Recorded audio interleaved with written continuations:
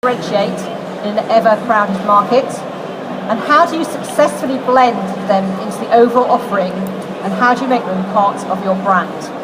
So I'm delighted to be joined by Timothy Griffin, who is the brand director at the Hoxton,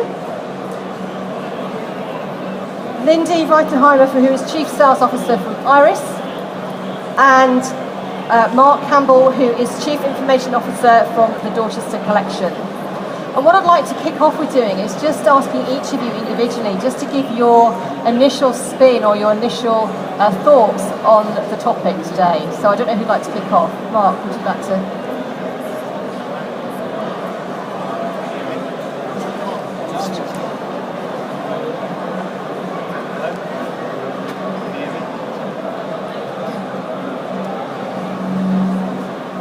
Hello. Hi.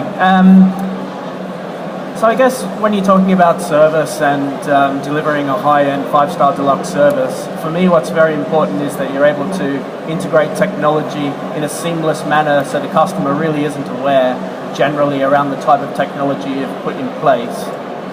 Service-based technology that enhances the delivery of service requests and allows the staff to use their time efficiently, and that automatically escalates those service type requests to people within the organisation early before the customer escalates it to you to suggest that you haven't met those service delivery is very important.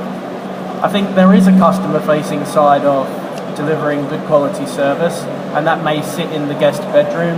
Things like tablets and things are means of customers engaging with the service delivery staff in perhaps a manner that they're more comfortable with.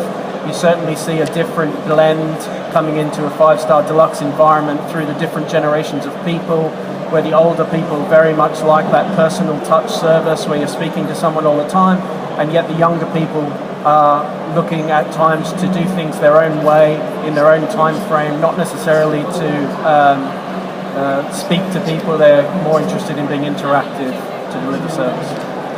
Thank you. Obviously, I'm biased here, and I think the thing that's most important is guest-facing technology, tablets in the rooms, a way for the guests to interact with the hotel when they want and any way they want to. But more importantly, I think it reflects what's happening just in a broader consumer market. I don't think you can ignore that the consumer having the ability to do their own actions when they want to is a growing trend. And I think for once, the hospitality sector has an opportunity to actually be ahead of the curve and what the other industries are doing and other verticals. And I think that's the exciting thing about what's going on right now. Brilliant, thank you. Timothy? Great, and I guess the Hoxton brand is known for doing things differently, and for us technology is no exception. So we hold technology very lightly, and I guess similarly to yourself, you know, when we look at technology, it's really about using in such a way that's intuitive and it's used for the guest benefit as opposed to the business's benefit. So we probably overthink technology sometimes, and I'd probably say 95% of the time we elect not to embrace certain technologies because it can become a piss-off factor for your customer. So we put a great deal of thought into what's the right technology to use. Is it really going to be impactful, and is it worth the investment, and is it low risk as well? Has it been tested by all our competitors before we embrace it? So you've also touched on the customer experience, and if I think about the Hoxton and the Dorchester Collection, the service is so much a key part of the brand. And Mark, you said about integrating it with the brand and the service. So just how do you get that balance right of the personal touch against something that's essentially not very interpersonal? Well, definitely having technology doesn't reduce the amount of people you have in a 5-star deluxe environment or anything like that. We still sit between 2 and 3 people per bedroom, typically across our brand, which indicates that we put a lot of staff to provide that personal touch. For me, I really want to emphasize that getting the request, however the guest chooses to communicate, to the right staff member in the quickest time, and that you have confidence that those systems are going to have mechanisms within them to escalate when things don't go right is kind of the basis of what you're trying to do. I mean, they need to interface back to your profiles to make sure that you've got the right customer and that any information that you can already have established about that customer's requirements are fulfilled within the service. Mm-hmm. And I think where possible you should try and combine service activities to bring, so you're not knocking on the door of the customer lots and lots of times. Mm-hmm. So you're trying to use that profile information to be a bit more anticipatory around the service that you're trying to deliver. And what I'm reading into that is that maybe it's a little less intrusive, because if you're not having quite so much contact maybe in the room, but you've still got, and I'm guessing that if you're keeping the same number of staff, you're maybe just deploying those in different ways to add to the customer experience. Yeah, you're deploying it different ways, and I mean, I'm quite a strong advocate of giving the customer choice about how they want to interact with the brand. And like I said earlier, it varies across different age groups. In our brand, we haven't yet got to the stage where we're using the consumer's device to interact, apart from doing a little bit of work with WhatsApp and tools like that, but that's to come on. And how about the Hoxton, Timothy? Sure.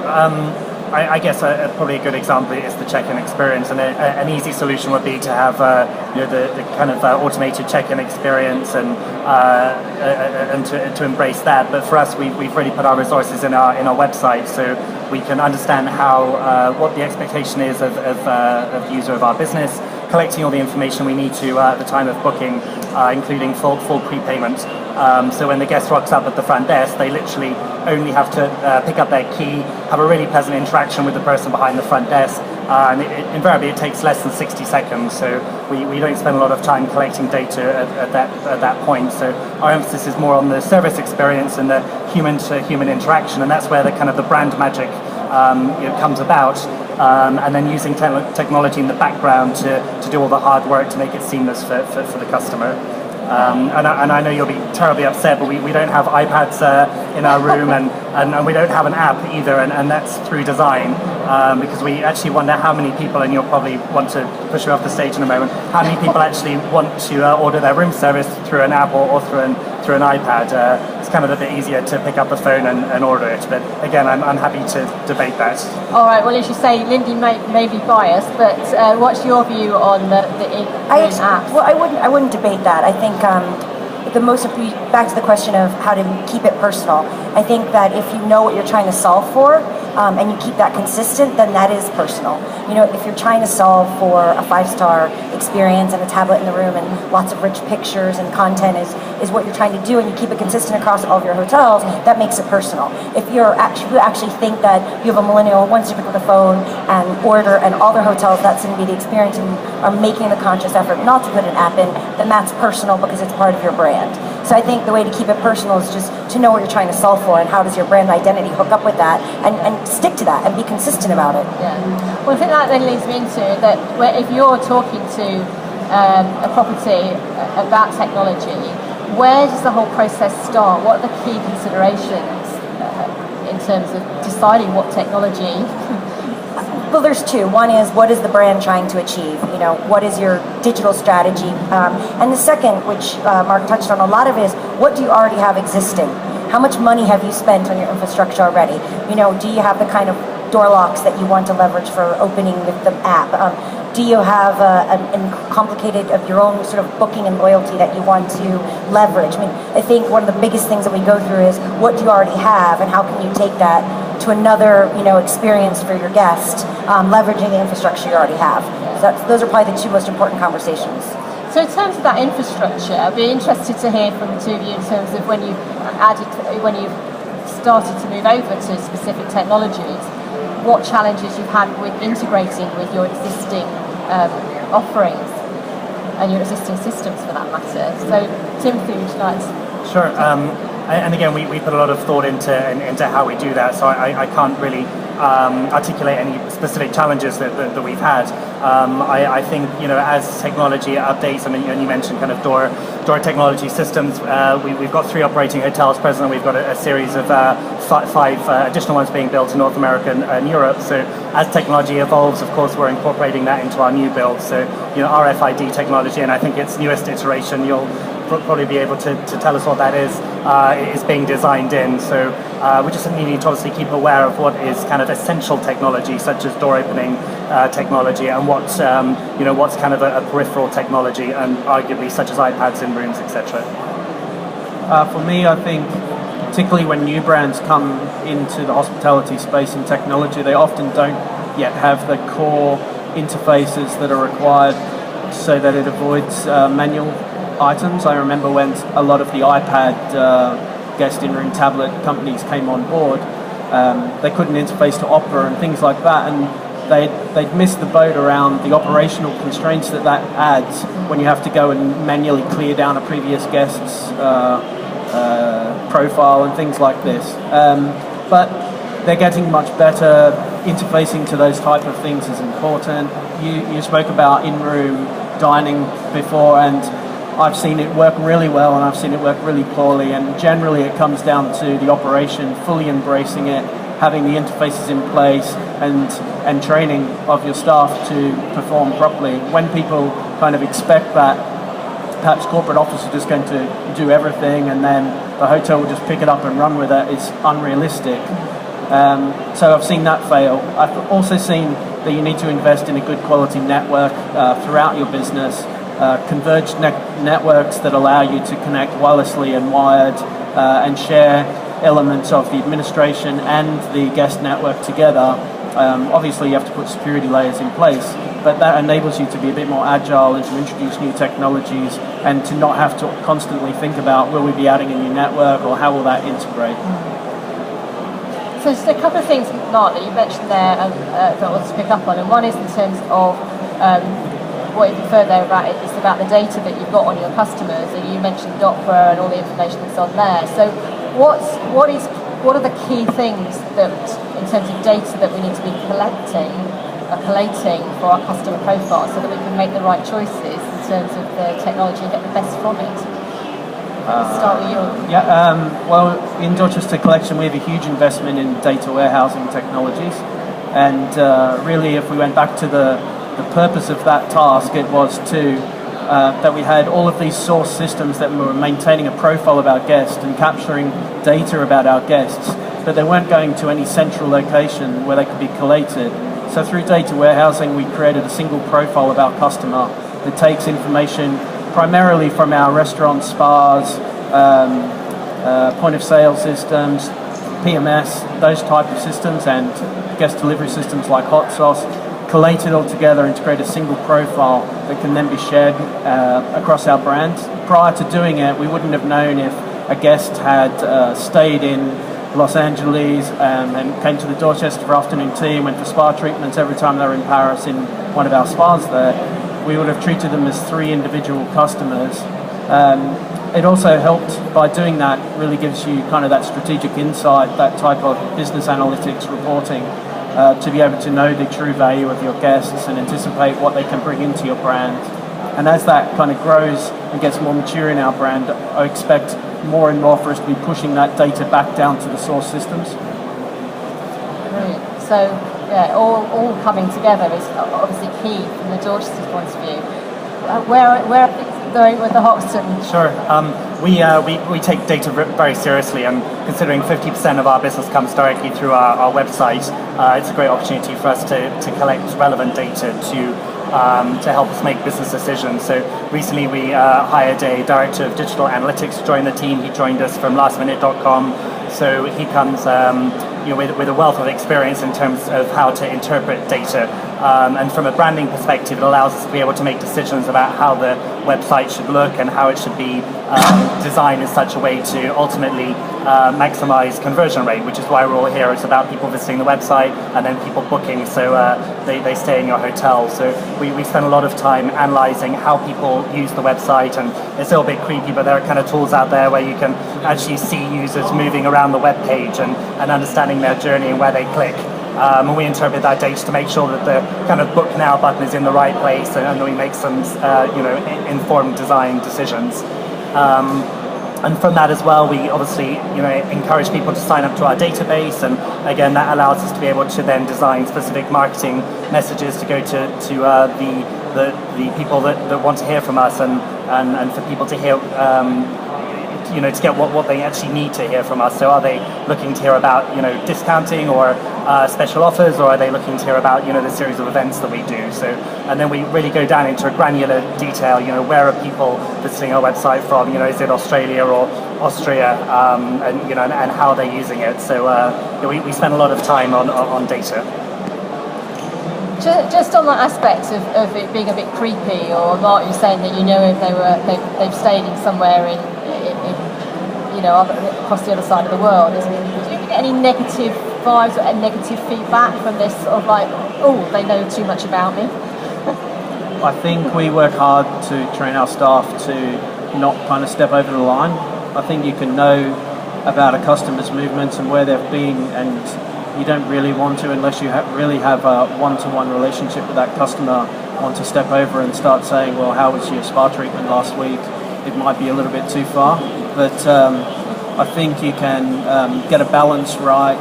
You can lead conversations in that direction. Maybe if you know they had a spa treatment in Paris, you could start to talk about the experiences that you can offer in perhaps the Dorchester that could be similar without actually inferring that you know. I think also though you use the expression millennial, and it's kind of a little overused in some regard, but certainly a big segment of our business are millennials, so people younger than 32 years of age, so about my age. Maybe not. So I think there's an understanding that kind of people do know what we're doing, and there's a comfort level with kind of sharing experiences and so forth. So it's not unusual for us, for example, to realize that there's an influential blogger in our lobby just hanging out having coffee or working or whatever, and from what they're doing on their Facebook feed or interacting with Instagram, we know they're there, and we'll send them some donuts or some coffee and say it's on us. So we do quite a bit of that, and we kind of call it surprise and delight. It's a bit of a inelegant title, but it's something that's really profound and impactful for those people. So again, it could be perceived as being a bit creepy, but I think nowadays people kind of understand that we're all seeing what all of us are doing all the time on social media. So you both talked a lot about the data. So Lindy, when you are looking at technologies for a site, how much store do you play in the data that reflects in the profile of the customers that they have? How much do we get about that? I mean, our systems collect a lot of data, but it's not just about a specific person. It's often, like he said, about consumer behavior in general.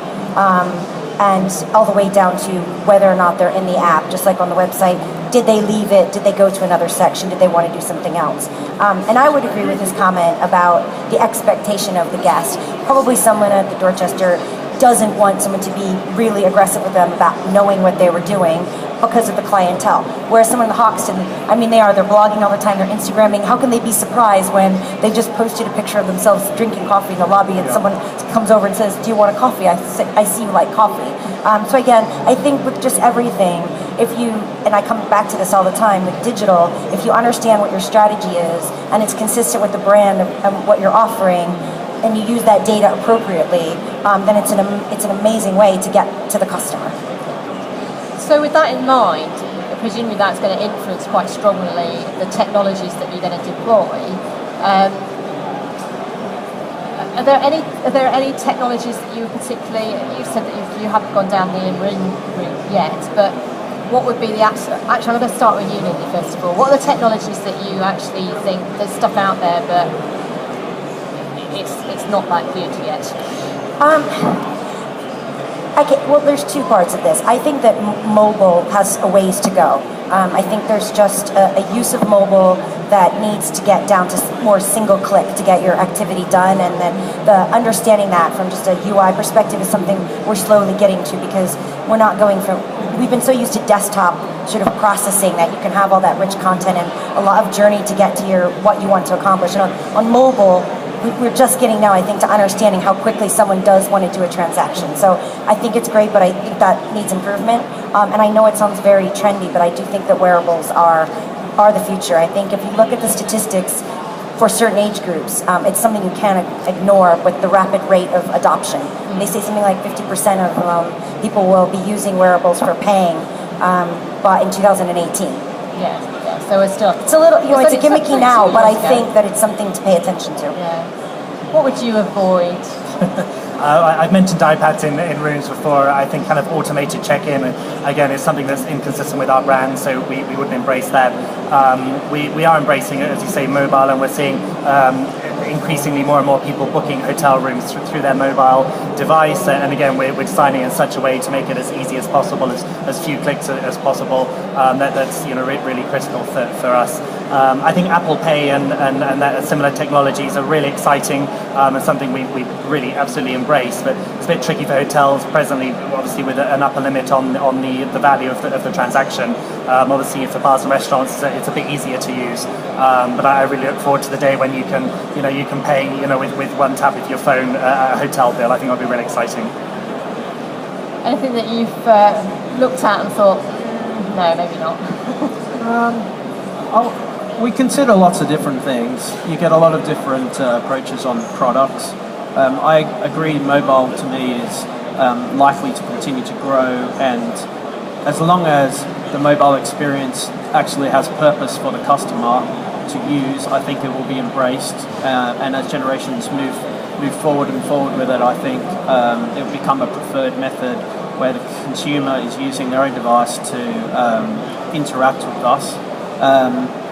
I think if you looked at those first generations of apps that came out in hotels, you were lucky if they were able to do anything like mimic your website. However, now they've really improved. Businesses like Iris and many others have allowed that integration of multitudes of different technologies you may have in your hotel, from guest room control to ordering things to checking in before you get to the hotel. They're not going to be right for every consumer. They're not going to be right for every hotel. I think you're able to look at them and work out which parts fit well into your business model. I think anytime you can get the consumer to create their own profile is going to add value to your brand. It's much easier to believe that what the consumer gives you is going to be correct than what you interpret based on perhaps a written registration card and that type of thing. And I think always trying to make sure the customer measures most of their stay, I think, by how well they use their time. And so if they're able to use their time on the car from the airport to the hotel to check in and things like that, I think you can get a nice blend on that. Yeah. And I was just thinking about, particularly with the Daughters collection, do you have different technologies on different sites depending on the... We do. It's part of my core strategy is to have standard technology everywhere, but the reality of it is sometimes it's piecemeal, sometimes you're already engaged in long contracts that you have to work through before you can implement technology, and then if you're implementing something 3 years after another hotel's had it, that hotel's looking for something a bit more wow factor to it. It's challenging, but as a business we're getting more and more towards, as we do digital transformation type projects, where we will take that one-off investment to try and have something across the brand. But some hotels are very profitable, and other hotels in our brand struggle, and they all have to be financially viable to work. Well, that leads us really nicely into return on investment then, because it's potentially it's a big investment for a property. So how do you each measure the return on investment? And I'm going to start, Lindy, with you, because you said about how important it was, what's their strategy. So what would you be advising for properties to be looking at in terms of that ROI? Again, it has to do with the brand, right? So if you're one of the projects we did, say IHG, it was all about what they considered guest recovery. So they weren't interested in a technical, how much in-room dining business did we get because we had the app. They were more interested in how many guests actually told the front desk they were happy or not happy with their stay before they left, so they could recover them or positively enhance it. If it's in-room dining, then obviously we can gather statistics and say, right, you've had a 50% increase in your in-room dining since you implemented the system. or is it about, you know, extra activities that you have? Are you a resort and you want to increase bookings? And I think ROI is really, again, setting out the strategy of what you're trying to accomplish, and then being able to use the information we provide in the system to say, yeah, those metrics were met. Mark, what are you doing? We do a few things. Firstly, we never believe the salespeople's ROI, because typically it has an angle. So we start there, and then we do a variety of things. We try and measure the PR value of what we're doing, if it has one, and try and leverage that. We try and look at if it saves staff time that they can be refocused onto other things. If it's in-guest bedroom technology, we look to see, does it enhance the brand? Is it a co-branded product like, say, Bang & Olufsen that perhaps our consumers have in their homes? And therefore, we don't necessarily look for an ROI on it. We're trying to put it as part of our actual kind of luxury offering. And then we look at things like survey information. So we use Gallup, and we assess that in every hotel every month to look if there's any trending on it. We employee surveys, LQA visits, that type of thing, to try and fully understand if it's been a positive impact on our business. Brilliant, thank you. I guess it's quite tricky to quantify ROI when it comes to technology in some instances, and I mean, for us, we've got a very specific bar, and that's, you know, is it going to make our lives easier? So is it going to make the customer's life easier, or is it going to make, you know, the operations life easier? And obviously the customer's experience comes first. And the Hoxton was found on the premise of designing out all the things that irritate you in traditional hotels. So if there's a piece of technology that can eliminate one of those things for us, then we're all over it. And that's pretty much, you know, the ROI sorted. And how important is it for any of you to be at the sort of the forefront, to be the first to do anything? I'm imagining probably more important for you, Timothy, than it might be. Well, actually, no. On the contrary, and you think so, wouldn't you? But we're quite keen for other people to beta test everything, because you know, again, we want to make sure our guest experience is seamless. So we would hate for someone to rock up and would be like, we're just testing this new technology. It might work, it might not work. Yeah. So we want to make sure that it's More all seamless and exactly more piss off factors, as you said. So we want to make sure that it all works. So we kind of like at the cusp, but we'll let other people kind of take the risk before we embrace it to make sure it's 100% working. Sounds like good. Well, traditionally we would have been very risk averse, but we have done projects like 45 Park Lane, where we're trying to appeal to a very different audience, a much younger audience, and one where we decided we were going to be forward in bringing technology to market. It's a very challenging thing to align bringing new technology into a hotel bedroom where you're trying to be first, you're trying to make sure it works. The construction slips, the timelines of a new product often slip, your testing is impacted by it. It can bring a lot of risk, but I guess getting buy-in of your board and getting buy-in of your executive into those risks and understanding that this is a part of a journey is fine. It's when it's expected or no one's taking into account the risks that you're taking is where generally you don't succeed. So what is the cutting edge technology now? What's the next? I don't have any projects for cutting edge. You can tell us about yours. Apparently Starwood has robots, but I can... Oh, wow. I mean, for us, obviously, it's really important that we're ahead of the curve, and not necessarily because we want to implement it now, but the idea is to keep the technology that works and is integrated, but to always be a step ahead so that when people do upgrade their locks, or when they do decide to have robots in the lobby, we're already there waiting for them to walk into the solution rather than having to catch up with what they're deciding to do today. Yeah. I'm just thinking about a perfect opportunity for a robot. It's that moment when you've got up to the 6th floor and your key doesn't work. Yeah. You currently have to go all the way back down to reception. Brilliant. I'm going to throw the questions open to the audience now. So who has some questions for any of our panel?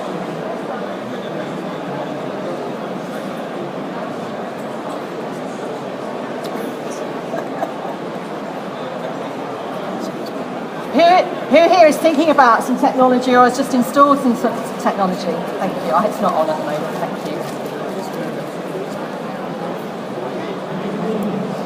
Hi. It's a bit daunting. So you mentioned briefly about infrastructure and sort of how you get your apps and whatnot, if you have them, to your customer and how they can use them. If you've got people sat in your lobby tweeting, Instagramming, what sort of connectivity do they have? Are we talking guest Wi-Fi? Are we talking are they paying for it? There's so much infrastructure behind that, you know, the cabling element of it. Do you guys have that in your hotels? Yeah, and you know, and that's a great point, a great question, and a good example for us of really where we put our cash, and we've invested in super fast internet in each of our hotels, and also to make it really easily accessible. So we don't have any login, we don't ask for any information, so you can rock up to our lobby, open your iPad or your iPhone, whatever, and immediately connect to our Wi-Fi. No questions asked. And it's super fast, so we don't have tiered access, none of that stuff. And again, we just believe that's you know, something that's expected in today's day and age. You just feel a bit shafted if you can only do your emails, but you can't download a film or whatever, or you're being asked for your mother's maiden name when you open your laptop. So we just make it as easy and as fast as possible. Thank you. We do use a tiered service. It's something you don't necessarily like to admit, but you know, you do have a extremely high wealth individual staying in our properties that isn't really price sensitive to some of these things. We allow bandwidth up above a meg free of charge, which is enough to do most things. It's not enough to download a movie at a good pace, but it's at a good enough speed that you can stream. It's available to all our guests, whether they're walking off the street or they are staying with us. Lindy, what's your... I would say that when people ask me, you know, what should I do, the first thing I always say is invest in a Wi-Fi network. I mean, selfishly, we run better on a good Wi-Fi network, but I just think that is, if you look at all the reports, TripAdvisor ratings, I mean, anything out there, Wi-Fi in a hotel is expected to be the highest performing thing, or you go someplace else. And in the past there was this preconception that you said, oh, well, we're not a business hotel, so people don't need Wi-Fi, which is, I think, absolute rubbish these days, because everybody wants to stay connected, don't they? Thank you. Next question. Can you hold it right up close? It's quite hard. I've got a loud voice anyway. Hi, I have a question with regards to the usage of the lobby at the Hoxton Hotel. How do you leverage a coffee drinker who drinks the same coffee for 5 hours against the investment of technology? Sure. Again, great question, and we don't leverage it, to be frank with you. To be perfectly honest, if any of you rocked up in one of our hotel lobbies and spent the entire day there, no one would say anything. And if you bought one coffee, we wouldn't question it. And that's one of our values. It's about being a place where you feel comfortable hanging out. It's about being part of the neighborhood, being part of the community. So we'll never ask you to buy a second coffee or stay for lunch. We just want you to hang out and enjoy the space. And all that contributes to you know, the hustle in the lobby, the vibe. And one of the things that makes a Hoxton Hotel feel very different to other hotels. So, you know, we see the investment in Wi-Fi and other technologies as necessary, and from that, you know, you get a great vibe and a great feeling in our space. Just thinking about what Mark said there earlier, is that if you're tracking the lifetime value of that particular customer, today they might only be drinking 5 cups of coffee, but tomorrow night they're going to come with all their mates and go to the cocktail bar or come and stay. Absolutely, yeah. And they become your advocates as well. So again, it might be that person who's, you know, on Instagram or, you know, is on Twitter and is connecting with their network. I think you just really need to, you know, think much more broadly than that immediate transaction. We have very little public space where you can sit and have a coffee and do something all day, like in a lounge type environment. Most of our areas are maximised around quite high-end restaurants and the use of them. They're not typically places that you go and hang out in like that. If people are hanging out, they're usually like drivers of someone who's staying in-house, that type of thing. Yeah. Sorry. Next question.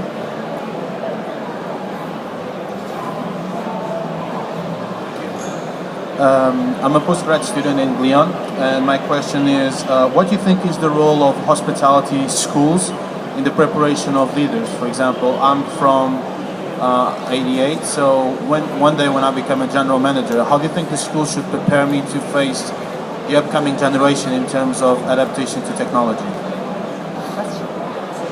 Well, we fully embrace. We have a huge number of schools that we work with to bring in our next leaders. I think the first thing that you need to do is establish that you want a career in hospitality. A lot of people who are working in hospitality aren't there for a career, they're there for a job. And once that's determined and we see value in you, we would be moving you throughout our brand and throughout our departments, giving you those skills. In regards to technology, I think you have to have a very open mind to security and risk, and you know, as a leader, as you grow quickly, sometimes IT is going to come to you with costs that seem quite a lot of money around security and penetration testing and networks and things like this, and you really have to be open to them. PCI compliance, understand that they're not just a cost of doing business, they could make or break your business over time. And then you need to determine what product you're in and what you're in it for. There's no point me sitting here telling you to put the latest, greatest technology in it if you don't have the budget, if you don't have that type of clientele. You need to look really at what the business model is and adapt to that. I would say they should be stressing that technology is part of the guest experience. I think, 20 years ago when you were learning to be a GM, a lot of it was based on the customer experience, was based on the FF&E and the F&B outlets and sort of physical, tangible things. And the technology was, do we have computers for the staff? Do we have deck phones? Where they should be teaching now that technology and making conscious decisions about the technology really is as much about the guest experiences, whether or not you're going to put a piece of art behind the desk. And if you know that and understand it, then that helps, again, you be consistent with your brand and the guest experience you're trying to provide. I guess for me, my advice would be to have a deep understanding of technology, and I'm kind of amazed sometimes at the decisions we have to make as a business and I have to make. And I can't make an effective decision without really understanding the technology and its implications on the business. So I've kind of learned on my feet how to do it, but I would suggest for someone in your position is to start now if you haven't already, and have a deep comfort level with all the elements of technology that touch hospitality. And from that, of course, then the other parallel element, of course, are your leadership skills, because you need to make sure those are sharp and honed to be an effective leader in our industry. Got time for one more question. Who has a final question?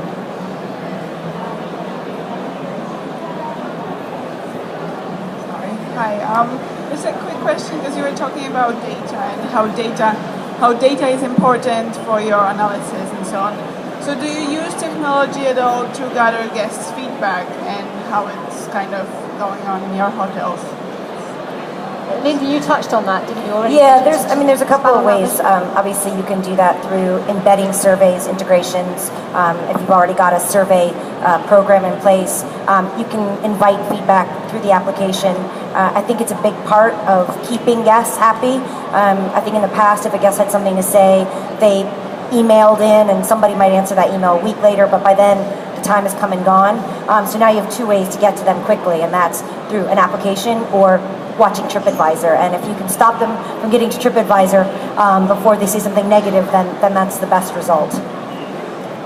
And you have tools around, you'll purchase tools if you can afford them that will monitor the different social feeds that you have, and review type sites that you have, allowing you to give feedback to pick up on that. We use survey tools on departure. There's a variety of mechanisms that you can have.